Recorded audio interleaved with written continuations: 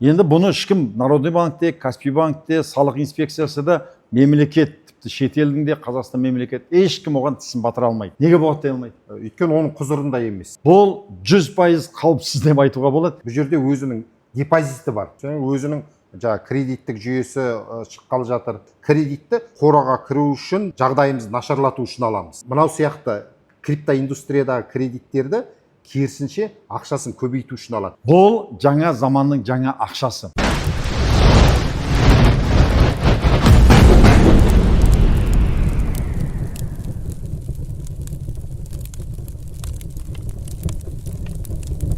Армысыздар, құрметті біздің жаңа қазақ каналының тұрақты көрермендері.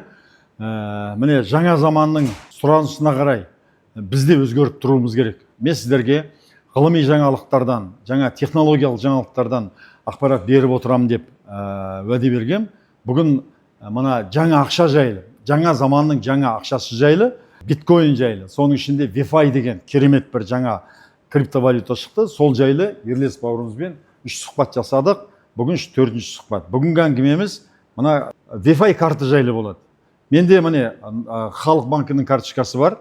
Өткен жолы Халық банкінің мен өзімнің жеке басымда бір проблема болып қалды. Олар шөтімді бұғаттап тастады. Соңғы карточкасы қалып қалған кезде, соңғы мына VeFi-ды ашып алдым. Қазір VeFi-мен кәдімгідей ақша төлеп жүрмін. Кез келген жерге барам, кафе, ресторан, бәр жерге төлеп жүрмін.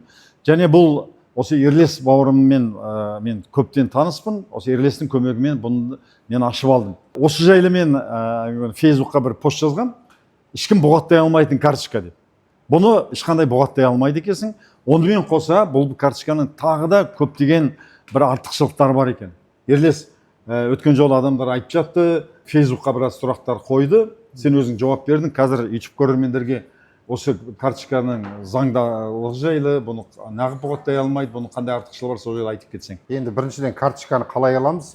Өткендегі видеоларды көргендер кейін хабарласып сұрап жатыр. Кейде адам көретті, Google'дан іздеп кетуі мүмкін, VeFi картасы деп. Қазір мына технология дамыған сайын соған сәйкес алаяқтық жолдарда дамып жатыр ғой. Ал Google'дан іздеген кезде ең бірінші қауіп осы VeFi-ның атымен, осының картасының атымен, одағы инвестицияның атымен бір-екі әрпін өзгертіп, соған сәйкес сілтемелер көп. Алаяқтық сілтемелер. Сіз саласыз, осындай ақша жібер дейді, ақшаны алады, бітті. Ол ешқандай VeFi-ға қатысы жоқ болады. Сондықтан видеоны көре сап, Google'дан VeFi карта, VeFi банк деп іздеудің өзінің қаупі бар. Сол үшін біз арнайы сілтеме қойып қоюымыз керек. Кәдімгі заңды сілтемесін. Тек қана сол арқылы кіретіндей. Біріншіден. Қазір 1 минут. Қазір алаяқтықтар, олар 1 секунд, 1 минут демалмай, олар жаңа заманауи технологияны әбден меңгерген. Қазір онлайн сіз оны көрмейсіз, аты жөнін білмейсіз, сондай мүмкіндікті олар пайдаланады да. Мына VeFi-ды қарасаңыз, бұл заңды міне, Visa. Қараңыз, міне, Visa деп жазылып тұр да. Көрдіңіз бе? Міне, Visa деп жазылып тұр. Бұл кәдімгі бизнеске арналған өзінің банкісі бар. Бірақ осының маңайында алаяқтықта қазір төп туындап жатыр дейді. Алаяқтық орны қамау үшін арнайы сілтемемен. Арнайы тек қана сілтемемен, ешқандай осындай сілтемемен бас деген бір WhatsApp-қа арнайы бір белгіш көзден егерсе, VeFi-ның атымен оған кіруге болмайды. Тек қана Google-дан іздеп кіруге болмайды. Әрине дұрысына түсуі де мүмкін. Бірақ алаяқтыққа түс қой. Өйткені өзіміз көзіміз көріп жатыр. Тек қана осы описание дейді ғой, соның астында жазылған сілтеме арқылы картаға кірсе де, YouTube-қа салып қоямыз ғой. YouTube описаниясына осы YouTube-тың описаниясында сілтеме тұрады. Біз сол үшін жауап береміз, оның заңды екеніне. Сонан кейін Telegram каналында сілтемесі тұрады, сол Telegram каналдағы сілтеме арқылы барып, сөйтіп кіру керек. Енді карта жайлы оның кейін айтты ғой. Мен қазір бұған ақша қайдан түсті дегенде, менің жұбайым өзінің Народный банкісіне мынаған аударып қойды маған.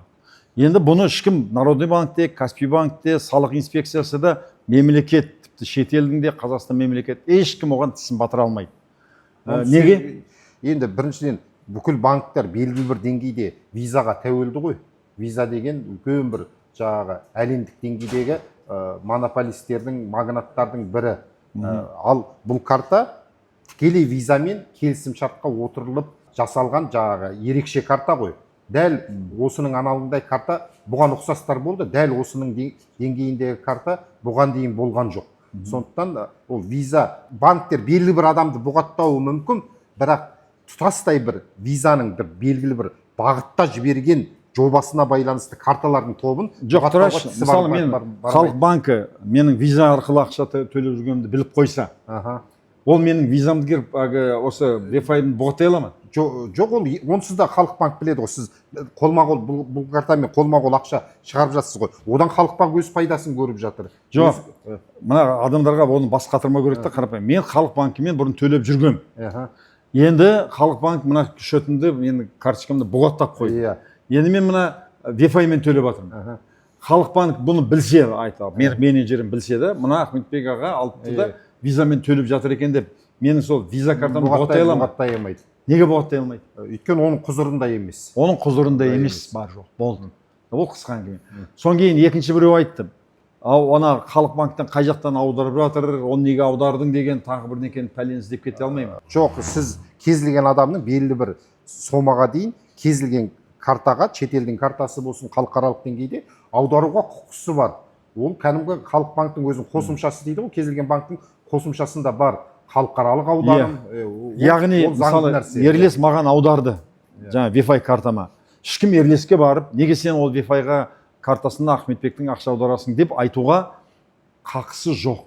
Солай ғой да, мүмкіндігі де жоқ ондай. Ол ақшаны қайдан алдың деген мүмкін бөлек әңгіме шығар. Ол бұл картаға қатысы жоқ. Сондықтан бұл 100% қауіпсіз деп айтуға болады.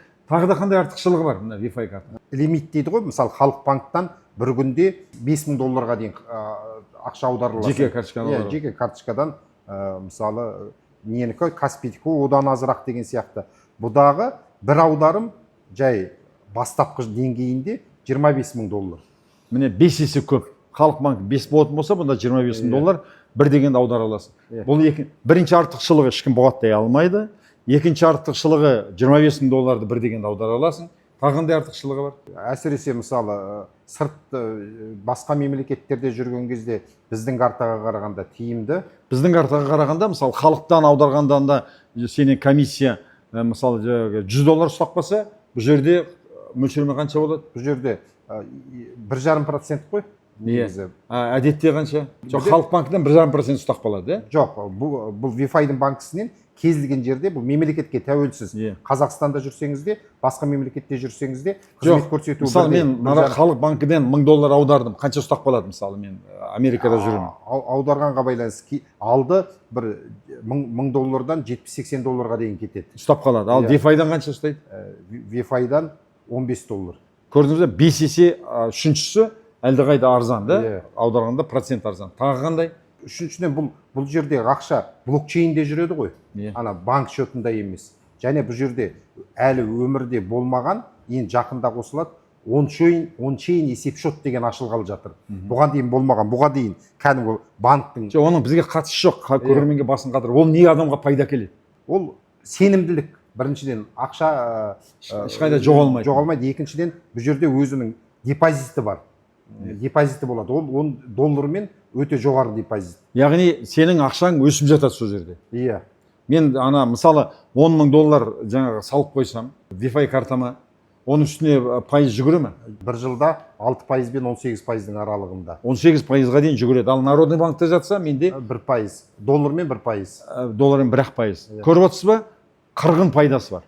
Былай қарағанда Жигули мен Toyota сияқты десе болады ғой. Иә. Народный банкіні Жигули десең, көк Жигули, а бұл Toyota сияқты.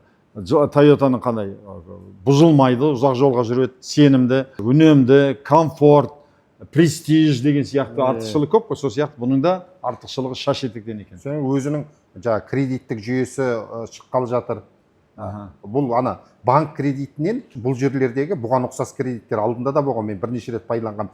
Мүлде екі түрлі. Кәдімгі әдеттегі біз білетін, біз кредитке қолмармыз ғой. Кредитті құқық берген кезде қораға кіру үшін жаңағы болашақ жаңағы жағдайымызды нашарлату үшін аламыз. Ал мынау сияқты криптоиндустриядағы кредиттерді керісінше ақшасын көбейту үшін алады. Сонда принцип қалай? Сіз банктың токенін, криптовалютасын жинап жатсыз. Ол өсе береді. сіз енді ақша керек болып қалды, оны сатып жіберіп криптодоллар алып оны теңгеге айналдырып жұмсауыңызға болады ғой. А бірақ болашақта өсіп кететіндіктен ол сізге болашақ тұрғысынан тиімсіз болып тұра қалады. берсін. Сол үшін сіз сол токенді залогқа қоясыз да, ол қазір 40 цент болып тұрса, сіз содан 75%-на дейін деңгейде USDT кредитке аласыз, аз пайызбен. Яғни менде $100,000 тұрса, айтады VeFi-да. VeFi тұрсын. Доллар емес, VeFi тұрсын. 100,000 VeFi ол қанша доллар болады? $50,000 дейік. $50,000 тұр дейік. Да, менде $50,000 тұр. Мен оны ұстағым келмейді, өйткені оның үстіне пайыз жүгіріп жатыр. Иә.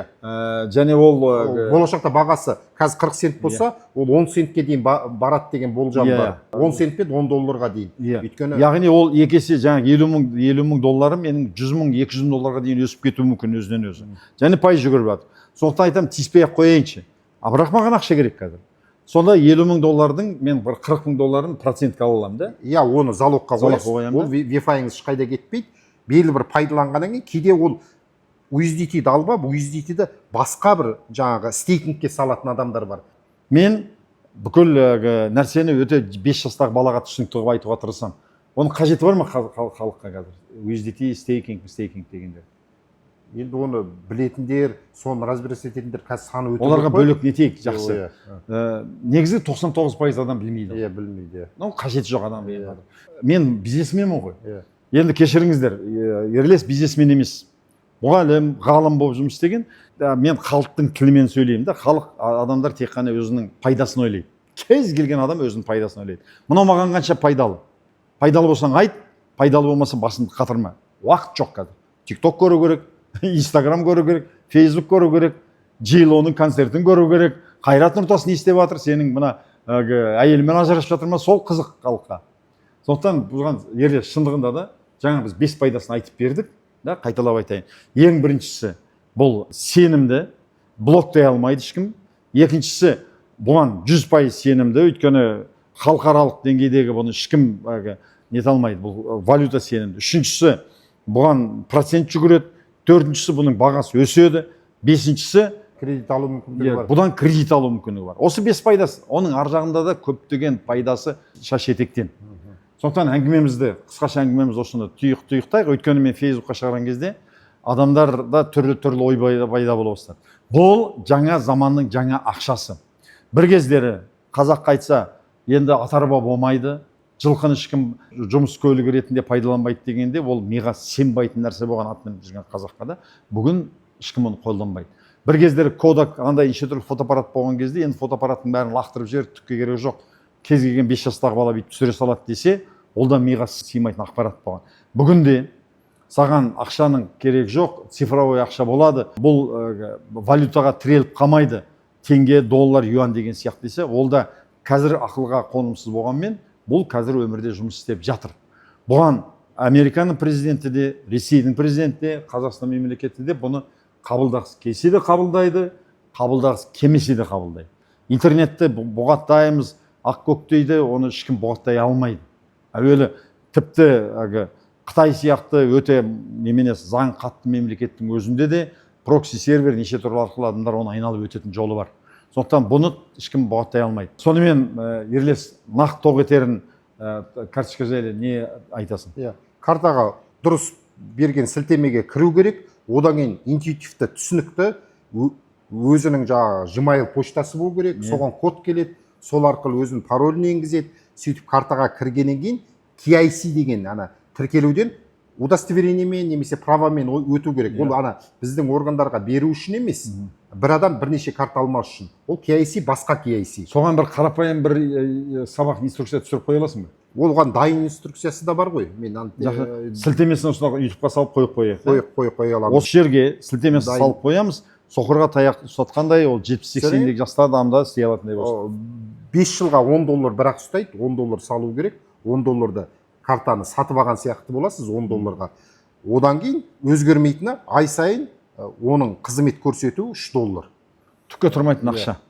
Сондықтан заманның ағымына қарай, құрметті ағайын, ілесейік. Заманның түлкі болса тазы болып шал дейді, бүркіңді заманыңа қарай ки дейді. Менің бұны жанталасып айтып жатқаным, мен мысалы робототехника саласында, жасанды интеллект саласында, осы жаңа валюта саласында мен жаңалықтарды айтып отыру үшін осы жаңа қазақ, жаңа Қазақстан жасайды. Жаңа қазақ, жаңа заманға қарай икемделу керек. Келесі хабарда тағы да осы биткоин жайлы, осы Wi-Fi карта жайлы тағы да көптеген нақты ақпараттар береміз. Жіберіп алмаңыздар. Сізге бұл ұнады деп ойлаймын.